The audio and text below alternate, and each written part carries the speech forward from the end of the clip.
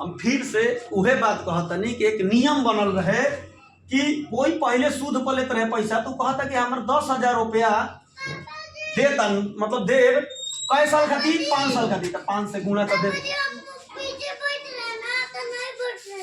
अरे पुत्र हमार पीछे नहीं क्या बैठाबो तो पीछे पीछे दौड़ भी आदमी सकल तन का देख लागल बनी चक्रवृद्धि ब्याज में लइकन के निके बुझत पढ़ावे ना दे। हे भगवान सबके लइका देसो लड्डुआ लेका 10,000 रुपया कोई लेलस गांव घर में शुरुआती दौर में, कलस 5 साल खातिर ले, तो सीधा सीधी मेहरारू चाहे मरद 5 से क्या कर दिलस गुना कर दिलस, कई प्रतिशत के दर से, तो 9% के दर से, तो कलस कि 9 से फिर गुना कर दे, प्रतिशत बा जेकरा चलते का लग गई 100, ई गुना कर दिलस, जमन अमाउंट आई वो हमार सूद हो जाई। ई सिर्फ एक सूद देवे के तरीका बनल, इहे तरीका से सारा सूत्र के उत्पत्ति हो गई। हम अभी देखा तनी कि सूत्र आवत किसे बा, ये तुनी के बताओ तनी से मान ले कि कोई मूलधन P रुपया ले रहे, कई साल खातिर ले रहे, तो कोई 1 साल खातिर ली, कोई 2 साल खातिर ली, 3 साल खातिर ली, जय साल खातिर लेवे तो ऐसे का कर दे गुना कर दे। अब है जा दर, यानी कई प्रतिशत के दर से, यानी कई रुपए हमरा से सूद दिया था, तो कोई 10% के दी, कोई 20% के दी, कई परसेंट के दी पता ना, तो करे हम मान लेनी कि चल भैया आर से रेट होला तो 8% के दर रहल। तो सूत्र के सूद के 2 तरीका बनल, एक साधारण ब्याज, एक चक्रवृद्धि ब्याज। साधारण ब्याज यानी SI सिंपल इंटरेस्ट में सीधे का गिलस की गुणा कर दिलस, मूलधन गुणे समय मतलब टाइम गुणे दर प्रतिशत खातिर नीचे का लिख दिलस 100। ई जौन ऐसे अमाउंट आई ओकरा आदमी साधारण ब्याज कहलन। अब इहे नियम पर चक्रवृद्धि ब्याज आजी, तो चक्रवृद्धि ब्याज से पहले हमनी के चक्रवृद्धि मृषधन निकालल जी, चक्रवृद्धि मृषधन निकाल देवल जी, तो ब्याज निकालल आसान बा। ब्याज खातिर हम का करब कि जितना हमार अमाउंट रहे यानी मूलधन रहे, अंत में हम घटा लेब तो हमारा चक्रवृद्धि ब्याज निकल जी। तो चक्रवृद्धि मृषधन के सूत्र का भइल कि P × 1 + R बटा में 100 के पावर T लिख दिलस, यानी T पावर कैसे गई ई हमें में बताई, 1 + R बटा 100 कैसे आइल बा ई हम दिखाओ तनी इहे सूत्र से। तो हम पहले चालू कनी कि चल चक्रवृद्धि मृषधन में आवत किसे बा, सूत्र लगाई पहला साल खातिर, मूलधन P बा, तो प्रथम वर्ष यानी T के मान कितना हो जाए 1, तो हम शुद्ध निकल ली SI साधारण ब्याज से आजी चक्रवृद्धि मृषधन, तो हम मूलधन गुणे समय गुणे दर, अब समय के जगह हम का लिखम 1 अब बटे में 100, तो गुणा कर देनी तो हो गई PR बटे में 100। ई हमार ब्याज आइल बा, का आइल बा ब्याज।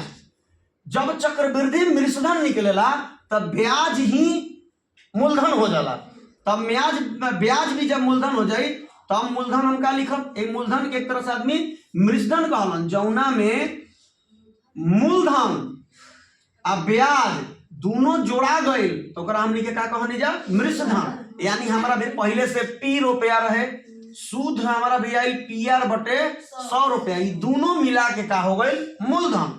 अब एक से P कॉमन कर लेनी तो 1 यहाँ बचल, P हेजा से निकल गए तो R बटा में 100 हेजा कुछो नहीं थे, तो का बा 1 बा, तो हम निकल ही रही 1 साल खातिर। हम द्वितीय साल में जाइब ना तो खाली जो हई वाला चीजवा बा 1 + R बटा 100 ई 2 बार लोग के लगी, जेकरा चलते हेजा 2 लिखाए लगी। अगर हम 3 साल खातिर जाइब तो P ये रही 1 + R बटा 100 ई चीजवा एक बार आओ हिया लोकी, एक बार आओ हिया लोकी, यानी कई बार लोग के लगी 3 बार, जेकरा चलते हेजा पावर पक्का लिखे लगब 3। तो हम निकाल के दिखाओ तनी कि आवत किसे बा। अब हमारा खातिर मृषधन हो गई, फिर फार्मूला हम हइये वाला लगाई SI बराबर, अब हेजा मूलधन लिखा मूलधन, लेकिन अब हमारा मूलधन तो हई हो गई बा, मृषधन ही मूलधन हो जाला दूसरा साल में, दूसरा साल में हमारा मृषधन ही का हो जाए मूलधन, क्या कि हमारा ब्याज भी अब मूलधन के साथे जुट गई बा। अगला बार का लिखा P × 1 + R बटा में 100, भले दूसरा साल खातिर जाता नहीं लेकिन 1 साल के क्लियर हो गई बा, तो समय फिर अगले साल खातिर न जाए, 1 साल बा R बटे में 100। अब एक हल करम तो ऐसे ही चुपचाप लिख ले 1 प्लस आर बटे में 100। एक हल ना कर दीजिए, आर में 1 से गुणा हुई तो आर, अब बाटा में क्या हो गई 100। अब बाटा में हेजा 100 लिख चाहे पूरा में करके लिख, बात बरोबर बा, कोई दिक्कत नहीं। ई हमार का आइल ब्याज। अब फिर मृषधन निकालो कि 2 साल बाद हमार फिर मृषधन यानी मूलधन और ब्याज दोनों कितना भइल। तब हमार मूलधन पहला साल में कितना हो गई है ना, P इंटू 1 प्लस आर बटा में 100 प्लस ब्याज। ब्याज देख कितना आइल बा तो पूरा लिखब P इंटू 1 प्लस आर बटा में 100 गुने आर बटा में 100। देखिए प्लस के चलते हेने अलग भाग बा आ हेने वाला अलग बा, पूरा है बड़ा क्वेश्चन दे देनी। ये प्लस के हेने तक P इंटू 1 प्लस आर बटा 100, प्लस के हेने भी लोग P इंटू 1 प्लस आर बटा 100, यानी दोनों में ये चीज कॉमन बा, कॉमन करके बाहरी लिख देता नहीं P इंटू 1 प्लस आर बटा में 100। जब भी पोस्ट में प्लस के चिन्ह के जब भी पूरा चीज यहाँ निकल गई, यानी अब हे पोस्ट में क्या बचल है जा 1 बचल, ताकि हमें गुना कर दे तो फिर याद है प्लस के हम यहाँ प्लस लिख देनी, हे भाग में इतना भाग तो हम बाहर निकाल देले बनी, तो बचल का जा गुने में आर बटा 100 तो खाली लिखा आर बटा 100। तो देख दूसरा साल खाती पहला साल खाती है 1 बार आई रहे, पी उहे बा खाली हटाना देखे के बा 1 प्लस आर बटा 100 1 बार आई।